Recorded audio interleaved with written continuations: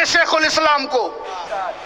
میں یہ نہیں کہتا کہ کل کوئی شیخ الاسلام نہیں ہو سکتا، مگر یہ کہتا ہوں کہ 65 سال میں ایک ہی شیخ الاسلام ہے جس کا نام مدنی اشرفی جیلانی ہے.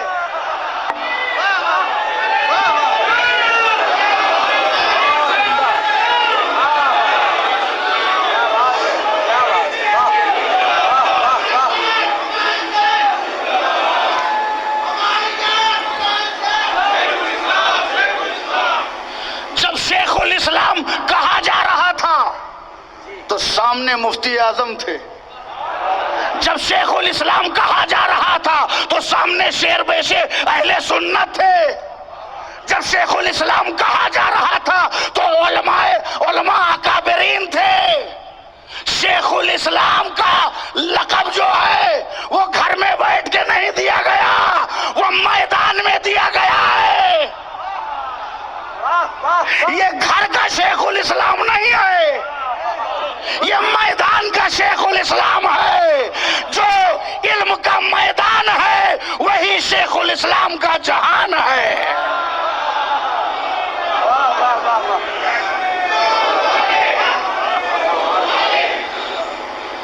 شیخ الاسلام ایسے نہیں بنتا ہے. شیخ الاسلام تب بنتا ہے جب رات رات حدیث و تفسیر اور قرآن میں ڈوب جایا جائے. شیخ الاسلام صرف دعوت اڑا کے نہیں بنتا ہے، کھانا کھا کھا کے کوئی شیخ الاسلام نہیں بنتا، نذرانہ لے کر کے کوئی شیخ الاسلام نہیں بنتا.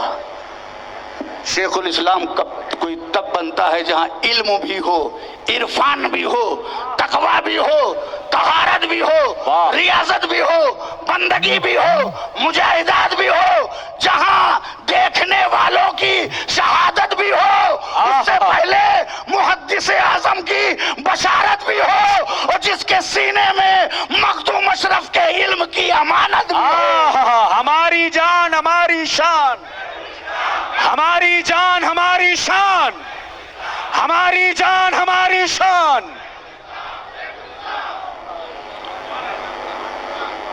میرا بڑا جذباتی لگاؤ ہے. ایک تو آپ نے سن ہی لیا، دوسرا ایک اور اتفاق بتاؤں، بڑا خوبصورت اتفاق، شاید ہی یہاں بیٹھے ہوئے لوگوں میں کسی کو یہ حاصل ہو. اور یہاں کیا بہت جگہ بیٹھے ہوں گے ان کو یہ حاصل نہیں ہوگا. شیخ ایک نسبت ایسی ہماری ہے شیخ الاسلام سے کہ شیخ الاسلام کے ایک ایسے استاد ہیں جو شیخ الاسلام کے بھی استاد ہیں اور میرے بھی استاد ہیں. حضرت سید حامد اشرف اشرفی الجیلانی علیہ رحمت و رضوان ابتدا کی کتاب انہوں نے شیخ الاسلام کو پڑھائی اور اختتام بخاری مجھ کو کروائی. واہ، نسبت بھی میری شیخ الاسلام سے ہے کہ ان کے ایک استاد میرے بھی ہیں ان کے بھی ہیں. اتنا لمبا پیریڈ 65 سال، اس 65 سال میں میں بھی داخل ہوں.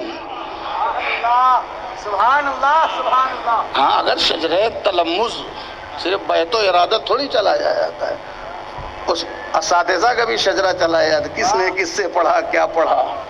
اس شجرے میں جیسے ایک شجرے میں کوئی پیر بھائی ہوتا ہے، ایسے ہی ہم علم کے شجرے میں ایک جگہ سے شیخ الاسلام کے ساتھ شریک اخوت علم ہیں. کیا بات ہے. یہ ہیں حضور شیخ الاسلام. 65 سالہ خدمات. اب ہمارے حضرت حمزہ میاں جو اس کے روح رواں ہیں اور بہت زبردست، بہت لیٹسٹ انداز سے آرگنائز کیا ہے. مجھے بڑا اطمینان حاصل ہوا کہ شیخ الاسلام نے جس کے کندھے پہ بوجھ ڈالنا شروع کیا ہے اس نے بوجھ اٹھانا شروع کر دیا ہے. اور یہ سارا آرگنائزیشن شیخ الاسلام ٹرسٹ کا ہے. واہ واہ. اگر یہ شیخ الاسلام ٹرسٹ ہے تو مجھے اس پر ٹرسٹ ہے. کیا بات ہے. اور اسی لیے مجھے انٹرسٹ ہے واہ واہ. کہ شیخ الاسلام ٹرسٹ ہے. میں مبارکباد پیش کرتا ہوں حضرت حمزہ میاں صاحب کو. اللہ تعالیٰ ان کے علم میں، عمل میں، محنت میں، جد و جہد میں برکتیں عطا فرمائے.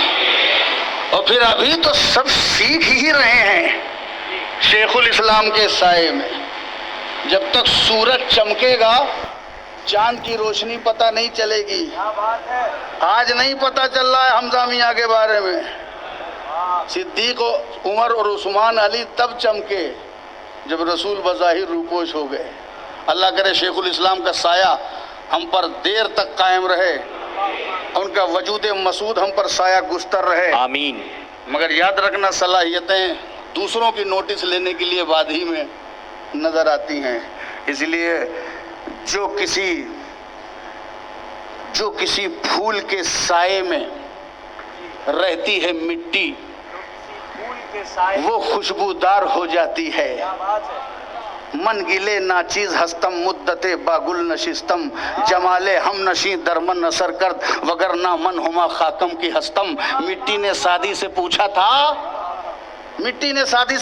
کہ سعدی علیہ الرحمن نے پوچھا مٹی سے. پہلے تو یہ باتھ روم کا زمانہ تو تھا نہیں، اب تو باتھ کم ہے روم زیادہ ہے. تو سعدی علیہ الرحمن پوچھا تھا مٹی سے، پہلے مٹی سے لوگ نہاتے کہ تجھ میں اتنی خوشبو کیوں ہے؟ تو مٹی نے یہی کہا تھا من گلے ناچیز ہستم مدت باگل نشستم جمال ہم نشیں درمن نصر کد وگرنہ من ہما خاکم کی ہستم. میں ایک ناچیز مٹی ہوں لیکن چند دن پھولوں کی صحبت میں رہی ہوں. میرے ہم نشین کے جمال نے مجھ میں بھی اثر پیدا کر دیا، ورنہ تو میں ناچیز مٹی ہوں. پتہ چلا صحبت کا اثر ہوتا ہے. جو مٹی پھول کی صحبت میں رہے تو خوشبودار ہو جائے تو حسن حسین علی فاطمہ کی خوشبو کا عالم کیا ہوگا کہ وہ پھول کی صحبت میں نہیں رسول کی صحبت میں رہے.